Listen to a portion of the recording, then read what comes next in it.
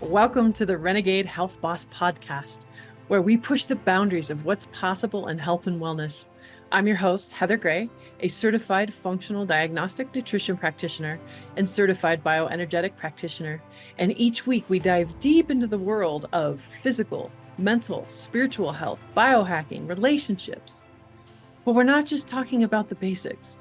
I'm bringing you conversations with the true renegades, experts who are challenging the status quo in their fields, breaking barriers, and uncovering the real truth behind what it takes to live an incredible, joy-filled, and optimized life. If you're ready to step out of the ordinary and step into a life of extraordinary health and happiness, you're in the right place. Let's get started on this journey to becoming your own Renegade Health Boss. And before we jump in, let's hear a word from our sponsor. Healthy drinking pure water is easy as the push of a button. Same thing with my hair doctor. Right now it's pissed off at me because I was doing my hair. So the fumes coming off me blow drying my hair is making it go overtime. But what a sense of just peace of just looking over at it, knowing that it's doing its best to keep my hair the cleanest. This company is absolutely incredible. Third-party verified. They go above and beyond the standards of most other companies. Oh, there it goes. Look at that. Now my hair is clean. Make sure to go to my website, renegadehealthboss.com. Go to the shop and get yours, or click the link below. And then you share screen. And then you stop share. And now it's recording in 1080p. Hey there, everyone. Welcome to another amazing episode of the Lyme Boss podcast. I'm Heather Gray, aka the Lyme Boss. I'm a functional diagnostic nutrition practitioner. I know it's a mouthful, and a bioenergetic practitioner. And I like working with fast-paced, professional individuals who have unexplained digestive issues, brain fog, and fatigue that there's no word in the English language to describe the lack of energy that you're facing, right? Could it be undiagnosed Lyme and mold? It was with myself. But even though my name is Lyme Boss, these types of shows are for everybody, right? Because once you get to the root cause of the issues, plug in Lyme, plug in cancer, plug in Alzheimer's, autoimmune. It doesn't matter what the diagnosis is. Once you get down to the root cause, and that's why all my guests are rooted in that root cause type medicine, right? So it can apply to everybody. So if you're Lyme, if you're mold, if you're cancer, it doesn't, you'll all learn something from this. And today's guest is no different. So we're going to welcome Katrina Foe today. Yay. And we're going to be diving in deeper about cancer. Like, I don't think maybe once. I've had one other person long time ago at the very beginning of my podcasting career talking about cancer. So I'm super excited. And I know her personally. I know her heart. She's an amazing individual. And I'm just so excited to learn more about her story, her business, and, get some great nuggets about cancer. So welcome, Katrina. Oh, thank you so much for having me, Heather. Yay. So like I said before, I figured, most of us who get into this alternative space, it's because we have a story. So I'd love to learn about yours. Yes, unfortunately, that is true. But my story started, I was nursing my fifth baby, and I had a plugged duct. Oh. I know. Well, first off, 5 babies. I'm like, ow. And then having a clogged duct. Every female in the audience just went, oh, because that's some pain. That is like next level pain. Yeah. So when I got the duct unplugged, the big, massive golf ball size lump that was there didn't go away, which was kind of a big clue of, oh my goodness, there's something going on. And it was actually my mom that kind of freaked out the most. And bizarrely enough, that's when I learned that my grandma had a double mastectomy that no one had ever mentioned.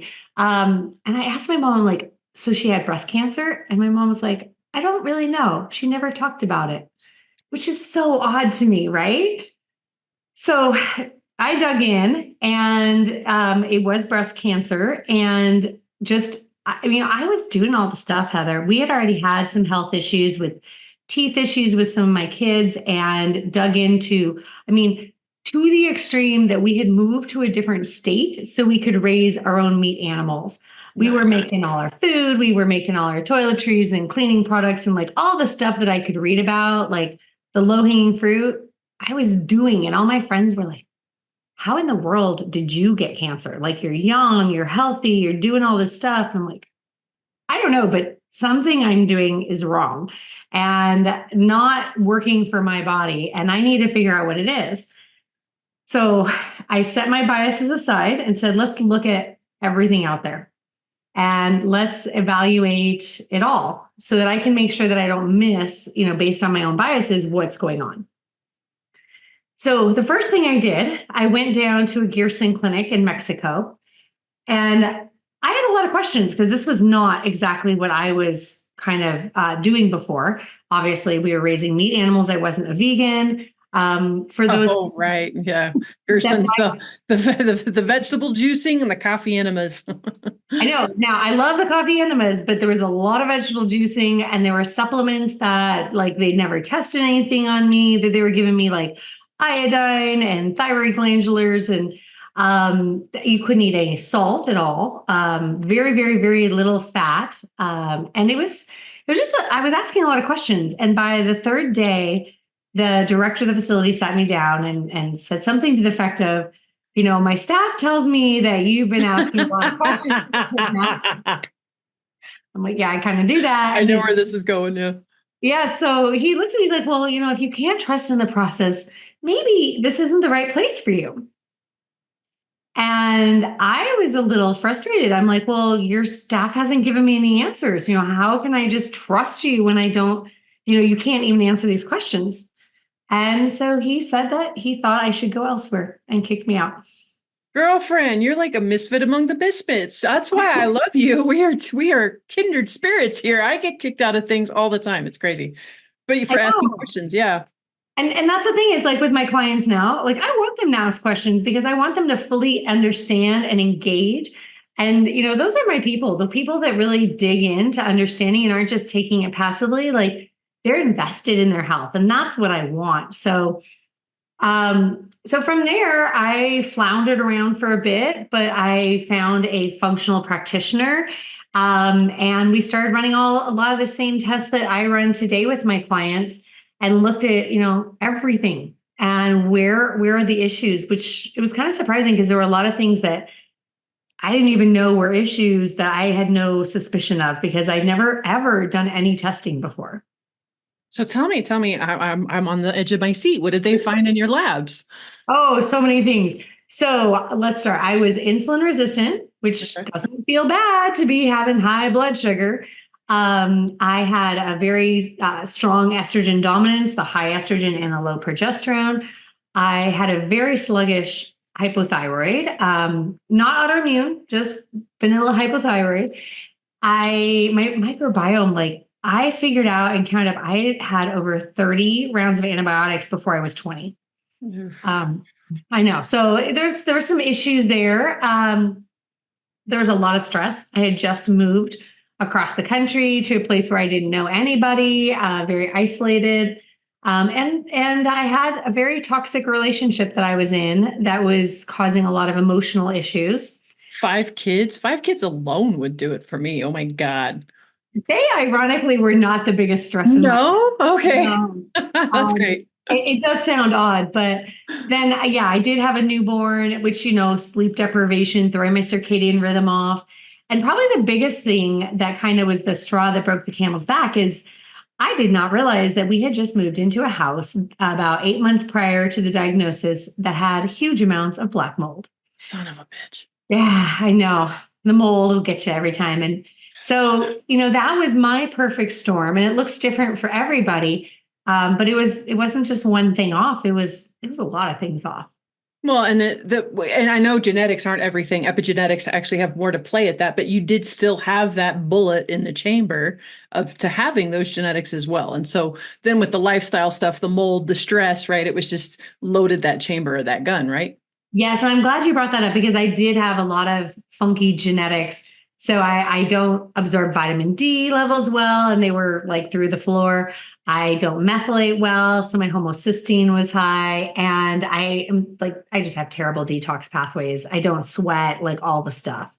Same, except I sweat now, but I had to train myself to sweat. So yeah. Yes, Yep. exactly. There's an art to it. People don't realize it. They just like get in a sauna and they're like, I can't sweat and I feel like crap. And I'm like, no. You actually, there's an art to it. But yeah. Yeah, I told you, you and I, we were like separated at birth. Except mine's Lyme disease. I've never had cancer, knock on wood. But it is in my family, and it is something that actually in the back of my head scares the shit out of me just a little bit. But all the cool stuff that you're doing for Lyme and the root cause issues, the beautiful thing is that's going to be working against the cancer. And like for me, what scares me is, my dad has Alzheimer's. He's in a memory care unit now and can't walk because of the strokes. And it's just very sad. And I talked to him and he never remembers how many kids I have, which kind of amuses me. But like, I don't want to get that way. But the beautiful thing is I know that all the work that I'm doing to fight, from cancer coming back and to work on that and keep it in remission is contributing to me preventing Alzheimer's, which is beautiful. Oh, absolutely. I didn't catch. What kind of a practitioner are you? I'm a functional nutritionist. Oh, okay. Are you an FDN? No, I was trained with the Restorative Wellness Solutions. Okay, cool. Awesome. So then walk us through your backstory just a little bit more. So now you have the diagnosis cancer, you've gotten the labs, so you've gotten a little bit of an answer. So then where did you go from there? Okay, this is where it gets weird. Are you ready, Heather? Ooh. So I thought I had it all. I'm like, I've got the plan. I got this. And then I went to a women's retreat. And this was not focused on anything specific. It was just a ladies' retreat. And every time at the breakout sessions, prayer time, I just got this really strong impression on my heart. It wasn't like an audible voice or anything, that I needed to go home and be with my husband in the biblical sense. Which is kind of weird, right? I never heard of somebody hearing that kind of a message. And I kind of struggled because, well, we had just had an argument and I had just done a hormone retest. I knew what day of the month that was. And, oh, wait, I already have cancer. Like, you're not supposed to be doing that kind of stuff. So long story short, I did, and I got pregnant with baby number 6, which meant that I couldn't do a lot of the stuff that I was working on for the cancer. I know, right? So most of the supplements I was taking, I had to stop. And I get really, really sick, the hyperemesis gravidarum. So basically, it's like any food that I can get in my system. So diet was kind of out of the, like, let's focus on that. And it was kind of a scary time of like, why, what is going on? But a month before I was due to give birth, the tumor was gone. And I'm not a very well endowed lady, so I can feel, what's going on, but the whole golf ball was gone. And it was kind of crazy. In the process, there were 3 different cancer specialists that mentioned to me that they had seen this happen, that pregnancy sometimes can cure cancer, which is not what you hear normally. So long story short, I nursed him, had a great birth, and nursed him for like a year. And then I circled back around because I knew at that point that I had not finished addressing the reasons why I got cancer. And I wanted to clean things up and make sure that that was all addressed. So I went back to my functional practitioner and she's like, Katrina, I want you to try a ketogenic diet. I want you to read this book, Fat for Fuel by Mercola. I'm like, no, that's dangerous. That's scary. So she convinced me. I started reading it. And before I was done, I was on a ketogenic diet and I started feeling great. Like all my fatigue and brain fog and all that stuff started to clear up. Now it took a while. It took a couple of months to really start to see shifts because I was pretty messed up that way. But I started to notice that I've been bipolar since my teens. I've been on heavy medication, and the last probably from then 20 years, I had white knuckled it. And I noticed that my symptoms were gone, but I didn't really want to say anything because, is this just temporary? I don't know. And it was my husband was talking about, he was doing like a devotional about being joyful in all circumstances and, giving an example of a friend that had a house burned down. And anyways, my daughter pipes up and she goes, well, like mom's cancer. I'm like, what? What are you talking about? And she looks and she goes, well, if mom hadn't had cancer, she wouldn't have tried keto. And now she's happy. No. Which was, I mean, it still makes me tear up, but like, out of the mouth of babes, right? yeah, she saw it. She saw it. So, for me, I wanted to really understand what had happened with the craziness that was my cancer journey. And so that's what got me back to school to really understand and dive into it. And now I'm just super passionate about getting the word out there about what a ketogenic diet can do and the different options you have for cancer. And there's just so much out there that people need to hear about these kinds of situations. That's absolutely incredible. No, again, a very similar story, but just, insert Lyme disease instead of cancer, like crazy, even down to the crazy, right? I've spent a few times in the psych ward for suicide attempts in the past, like up and down my mental health all the time. And I wanted to start a new campaign of stopping calling people crazy, instead saying your brain inflammation is showing. Right. Because that's the real truth of it. Because once you call somebody crazy and they get slapped with that stigma, right, it's very hard to have people take you seriously after that. And so it really does a disservice to folks to just label them as crazy or call, whatever. So, but no, the struggle is real, man. Yes. What an incredible story. And I'm super stoked. Crazy. Yeah. All right. Stay tuned, everybody. We're going to pause here. This is a great place to pause. So we're going to take a quick commercial break. We'll be right back. Hey there. I used to not be able to drink coffee. I always reacted to it horribly. It hurt my stomach. It made me over jittery and would inflame me and cause histamine issues. But not anymore. Now that since I started drinking Danger Coffee by Dave Asprey, it's his next level of coffees. He came out with Bulletproof, and now this is the next level up. So it is mold-free, toxin-free, and he infuses it with minerals and electrolytes. So unlike other coffees, they can actually pull minerals and electrolytes from your system because it's too acidic. It actually helps replenish those. And so I don't react to it at all. I get to have my Bulletproof coffee with my MCC oil and my grass-fed butter, and I don't get the jitters, I don't get the crashes, and I love how focused and energized it makes me feel. Again, non-toxic, mold-free, infused with minerals and electrolytes. I absolutely love Danger Coffee. Make sure to check out my website, thelymeboss.com. Go to the resource section and get yours. Awesome. Welcome back. My brain is still blown from the first half of this show. Like, holy shit. But so amazing story of cancer, ketogenic diet, bipolar, like all the things, right? Functional practitioner. Let's dive deeper into the roadmap to prevent cancer recurrence, which is the topic of today. I talk about relapsing quite often because it's so sad in the Lyme world and even autoimmune world. They take the relapsing as like a norm. Right? It's just a flare and it's just this. And I'm like screaming, like, I haven't relapsed from Lyme in over 3 years. Like, it's not normal. You don't have to relapse. And so I'm curious to hear more about, preventing cancer relapse, right? Yeah, that's a great topic. I love it. So with cancer, as with the other kind of topics you were talking about, there's 10 areas that I look at that have research to show that these areas drive cancer. So whether it's prior to a diagnosis, during a diagnosis, after a diagnosis, a lot of people will, they've done standard of care, but they kind of start to get that is like just tumor focused, and it's not really looking at why the tumor is there. But these 10 areas are where you want to look in your functional labs and digging into your life as to why the cancer is there. So that then when you are in remission, and how to get into remission, that's where your answers are to really address those issues. And it's different for everybody. Everybody's got different drivers, which is why it's so tricky. We're talking about in society, like there's one thing and we're looking for one thing in our research, and it's not one thing. We know that cancer is multifactorial. And this is the issue, that we need to find all of the things that are creating this perfect storm that allow the immune system to get overwhelmed so that it can't address cancer cells the way it's designed to be.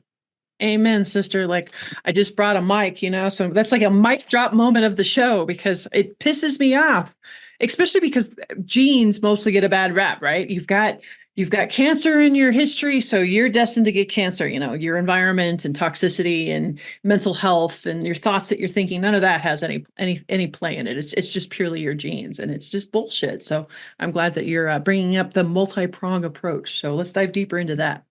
Yeah. So you want me to go through those 10 things? Absolutely. Let's do it. All right. So the first one is metabolic.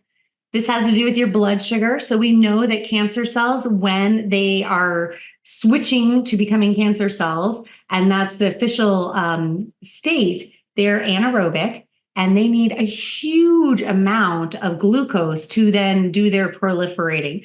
And in order to get that, they are going to be really pulling in any excess in the blood sugar. So getting the, blood sugar balance is super key, so that we're not just adding fuel and giving it its fuel source to grow more. With that, another one of the buckets is angiogenesis, which is a big fancy word that means that when that metabolism is broken for those cells, that it needs to get more blood in to get that blood sugar. So it actually will signal the body to make more blood vessels coming to it to then supply it with its ideal fuel source. And so there's markers that we can look at to see if that's going on, and things that we can do naturally to start working on that to mitigate that. The hormones. We all kind of know that hormones a lot of times are drivers for cancer, most cancers. And so we're talking about having things like I mentioned with the estrogen dominance and the sex hormones being out of balance, as well as the thyroid being out of balance.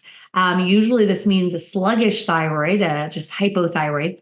And, if the thyroid's giving us our energy, every system is going to be affected when the thyroid's not running on full throttle. The microbiome. We talk about the microbiome all the time, but it is a huge driver of cancer in lots of different ways. Whether it's like the bad, good bacteria being imbalanced, there's pathogens, but also digestion.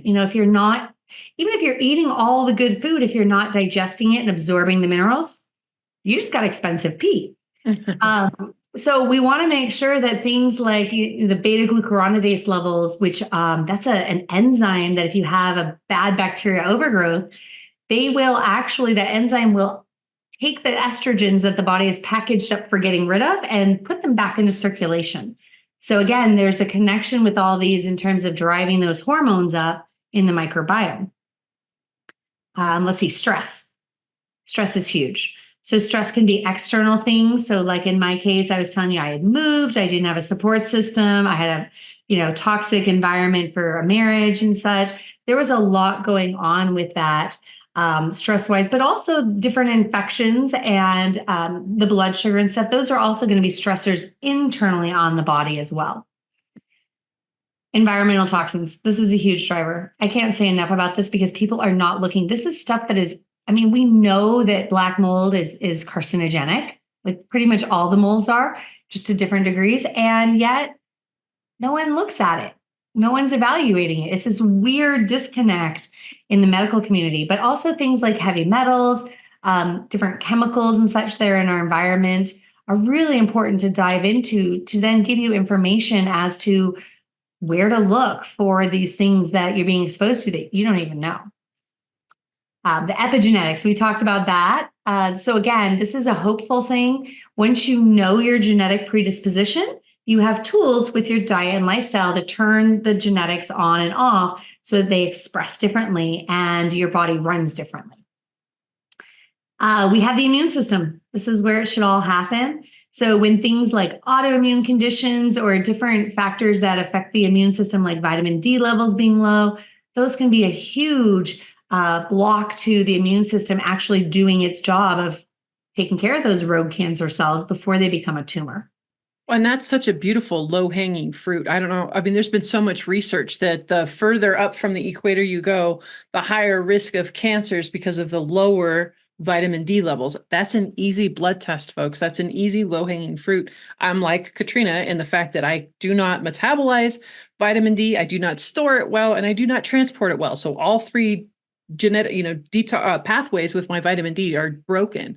So I have to supplement it, and I also supplement it with the the tanning bed down the street actually has a bulb that's specific for vitamin D. So that's, that's how I keep it. But that's just another low hanging fruit. So I love that. Yeah, and it's huge because the vitamin D I'm super passionate about because like I had been taking vitamin D, but it wasn't absorbing and I had never tested it. And I just assumed, Right. hey, if I paid for the pills and put it in my mouth, I should have it, right? Right. Oh, please test. And don't go by traditional, like, because in Western medicine and traditional labs, right, normal is like 30 to 80. 30 is way too freaking low. That's not functional. In the functional world, we like it to be 60 to 80, right? So it's a totally different ball game. So make sure if you've seen your lab work lately over vitamin D, take a look at it and see what it is. If it's below 60, you want to dig in deeper. Exactly. I love it.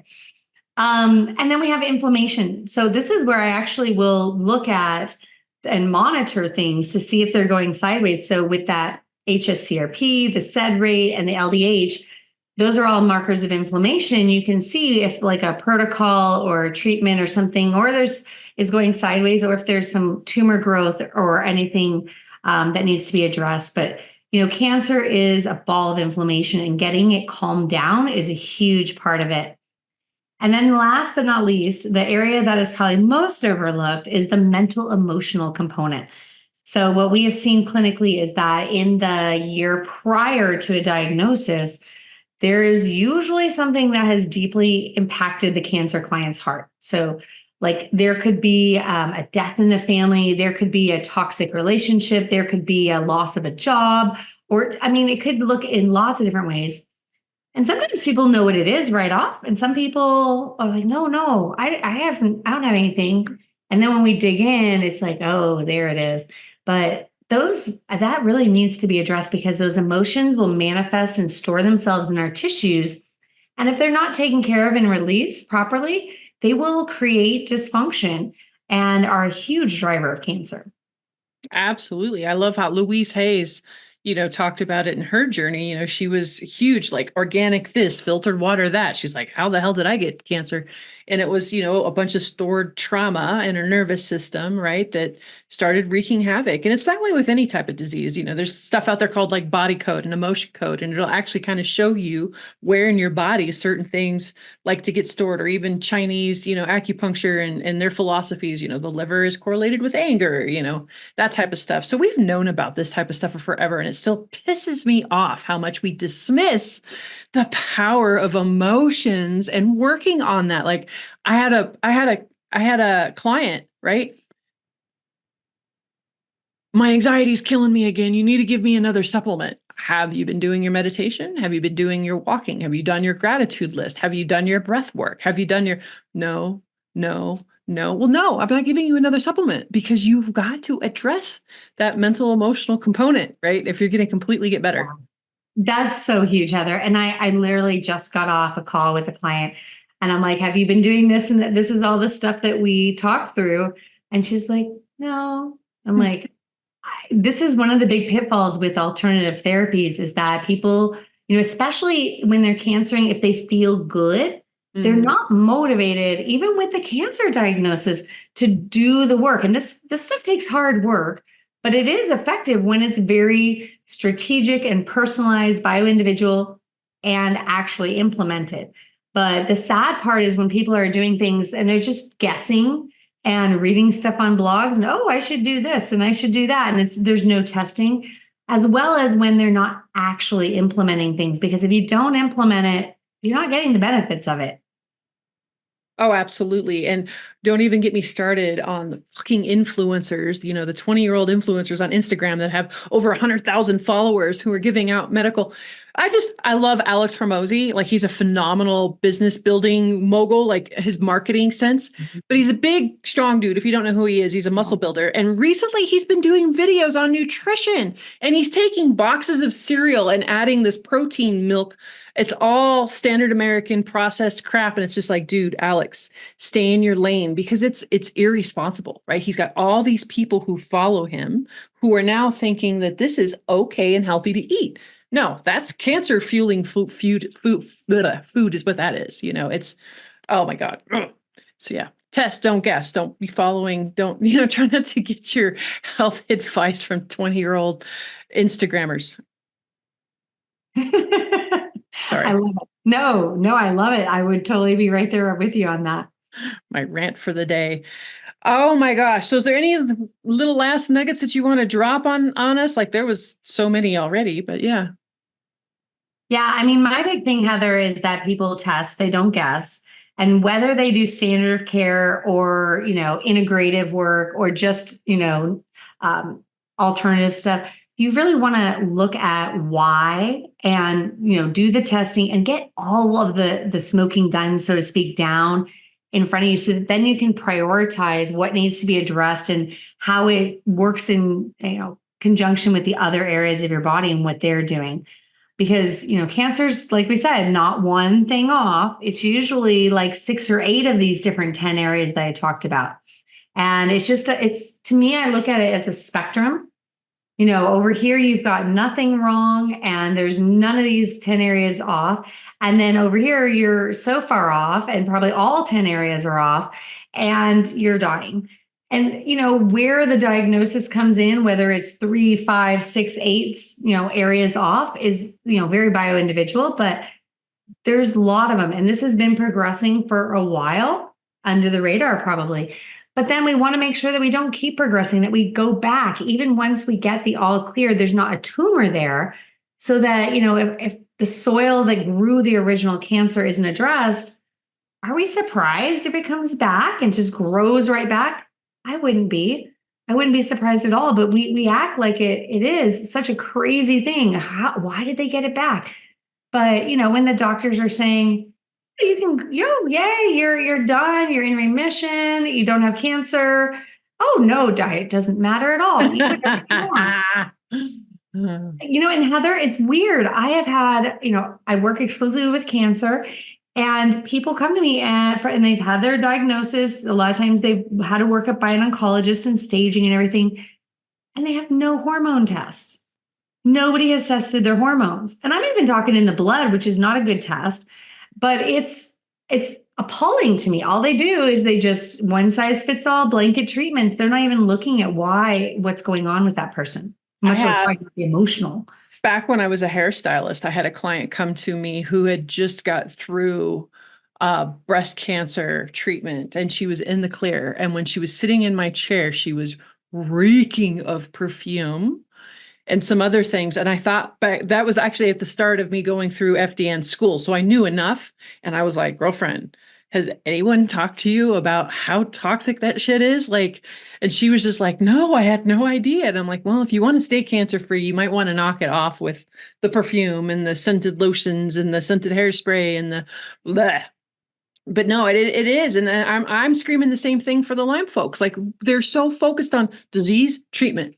Right. And they're not focused on what was the storm, right? The soil, like you said, that helped grow this disease. And if all you're doing is focusing on treatment, yeah, you might get better.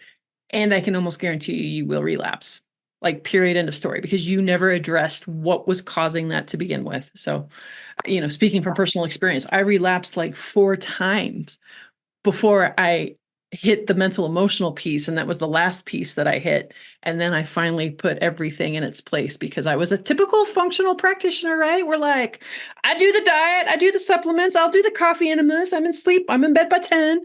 Oh, you want me to deal with emotional shit? No, thanks, I'm good.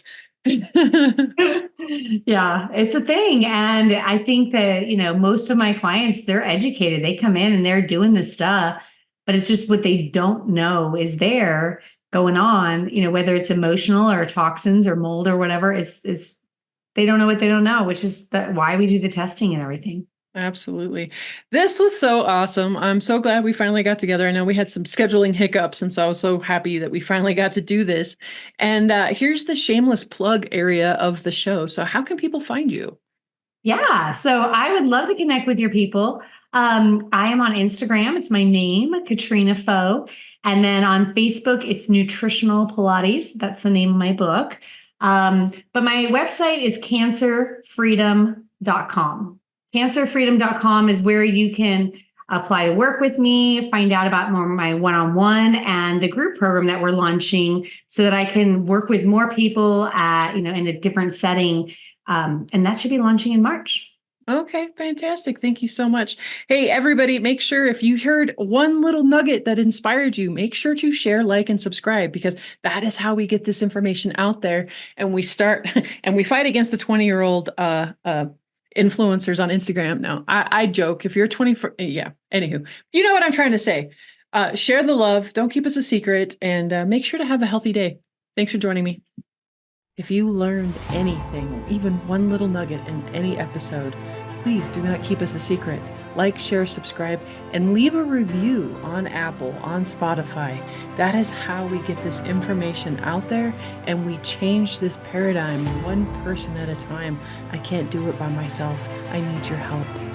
Also, make sure to know that disclaimer, anything that you hear on this, you cannot hold Discovering Health LLC, Renegade Health Boss, the Lyme Boss, Heather Gray, liable for anything. Always consult your doctor before doing anything new. Do not take this as medical advice. This is your disclaimer. And then also, if you want to know the foundations of health, right? All that I talk about on how I get healthy, the absolute foundations: sleep, diet, exercise, what to eat, toxins, how to detox mold, all of it. You can get it in your own course at rhbcourses.com, right? Start your healing journey today, as little as $79. Start today, rhbcourses.com. Stay tuned, and thanks for joining us.